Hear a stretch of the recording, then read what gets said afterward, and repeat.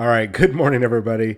Welcome back to Havoc Maker Studio. So, if you caught my earlier video, it was just basically a real quick video showing off that Black Giant, or sorry, Super Giant and Black Swan have made an appearance in Marvel Crisis Protocol from Atomic Mass Games. I got it wrong.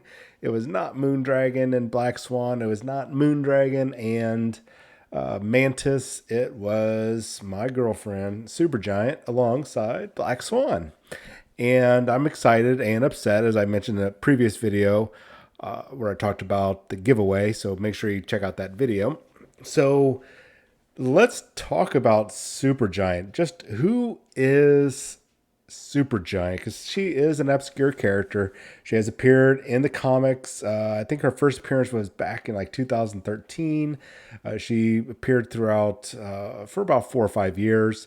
She's also shown up in the Avengers Assemble, I believe it was, and then the Rising, I think it was the Rising Stars cartoon, Marvel's Rising Stars, but she was in the animated series, so we've seen her in live action ish. Well, I guess it's animated action, and of course in the comics. So, what's so big about this character? Well, we don't have a lot, except that she's one of my favorite supervillains, alongside like Madeline Pryor. And maybe I've got a thing for crazy, psychotic women. Interesting. I might have to talk to a shrink about that. Anyway, so she is a member of Thanos' Black Order. If you're not familiar with Thanos' Black Order, you saw them in the MCU during the Infinity War thing. We've got Black Dwarf, Ebony Maw. We've got Corvus Glaive, Proxima Midnight, Black Swan, and Supergiant.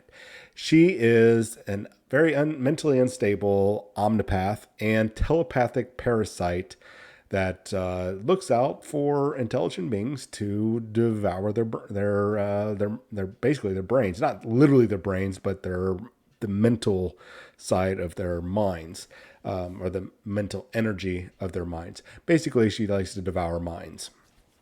And she has got a variety of powers that we're going to go through. She first came into conflict with the X-Men when they were searching for Thanos' son. Her and Corvus Glaive came down, whipped the crap out of the X-Men at the time.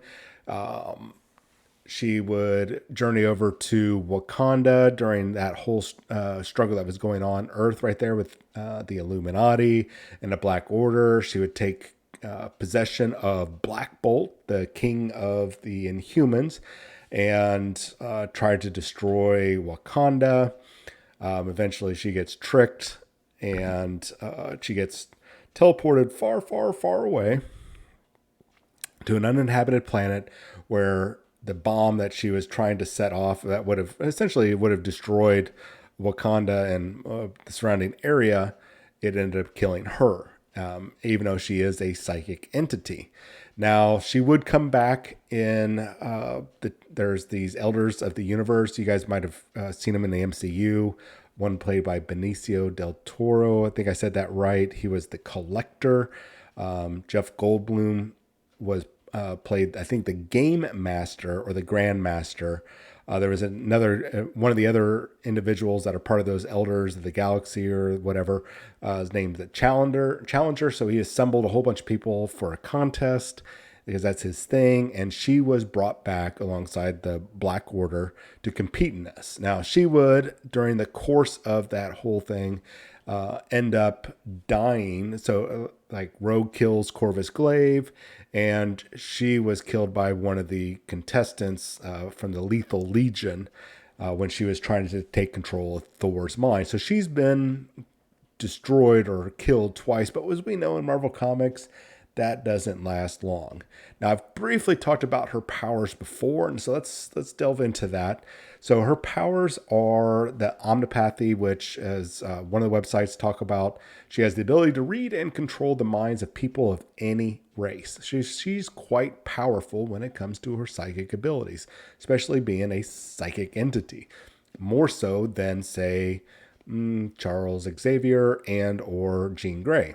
Now, she is described as a mental parasite that can control, steal, and devour the minds of others. That is from her mind control power. So we're going to be looking at her mind control power when we take a look at her powers here shortly. In fact, let's take a look at that. So we've already talked about the mind control power. She's got mass possession abilities, so a psychic possession ability to take over not only an individual's consciousness, but a group of people. And she can do it remotely. She doesn't even have to be nearby. She is a psychic entity, as I mentioned before. She has some sort of intangibility, and that comes from, well, not having a corporeal body. She's incorporeal, essentially. She has been demonstrated the ability to fly. So even though it's not mentioned that she has flight, but she is able to move herself around psychically since she is not tethered to gravity, being a mental being of mental energy. And she has damage immunity. So at least in the comics, physical damage will not harm her. So how would her stats look when we're taking a look at Marvel Crisis Protocol? This is just my estimation, so please bear with me.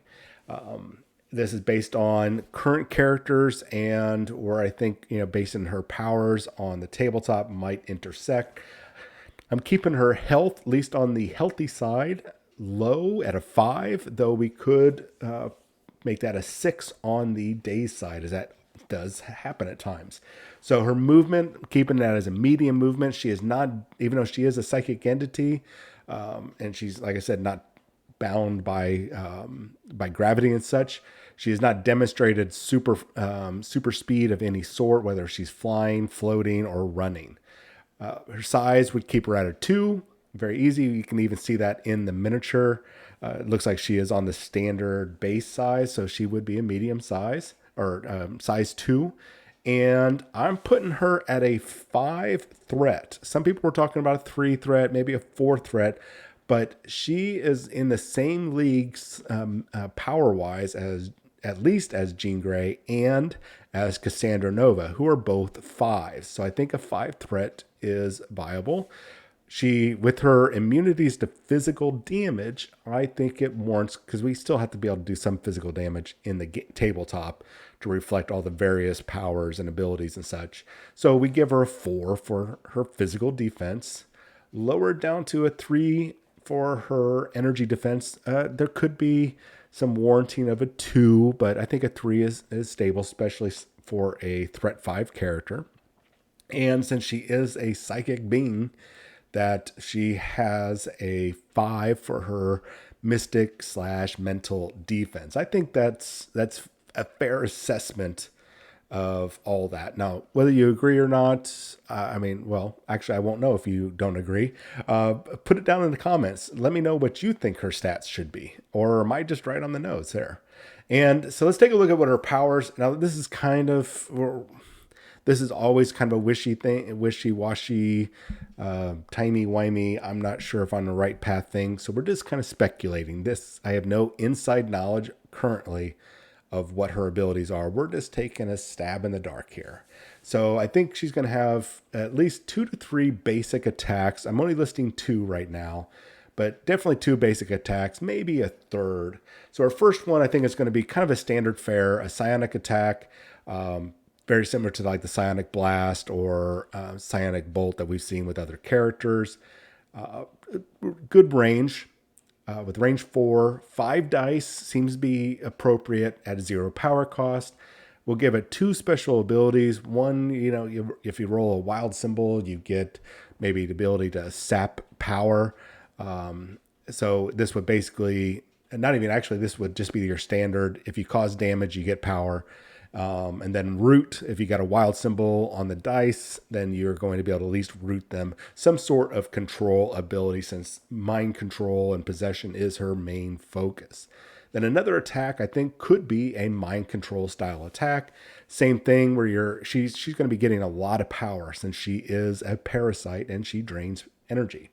And then I think with the mind control attack that she has, and this is one of her basic attacks, this will probably cost 2 or 3 power, but it's maybe even 0 power, where she gets to also, if you roll, say, a wild symbol, that you get to move the target. We've seen powers like that before with other characters. Usually it's you go up and smash somebody and you can you can throw them. Well, in this case, you get to move them. You're not going to be throwing them, or picking them up, or throwing them into objects. You're just going to move them away. And in this sense, you can move them their movement speed, not like a short range. Like the standard, you move them short range with a throw. This one, whatever their movement ability is, you move them that distance. And if they've got fly with a long distance measurement, then you can do that. That's all kind of stemming from her mind control powers. Then a couple superpowers I would look at as some versions of possession. The first one would be a single target. You can make the target either move or attack an ally. Use their basic, say, strike attack, or maybe make a move and an attack. So whatever their basic strike zero costing power.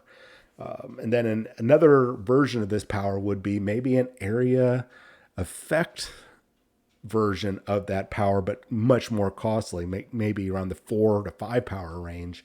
And you might not be able to make them to attack their allies, but you can take possession and move everybody in that area of effect. And then as a psychic entity, I could see her gaining an extra point of power in the power phase. So every turn she's gaining power. This is going to be a power generating character.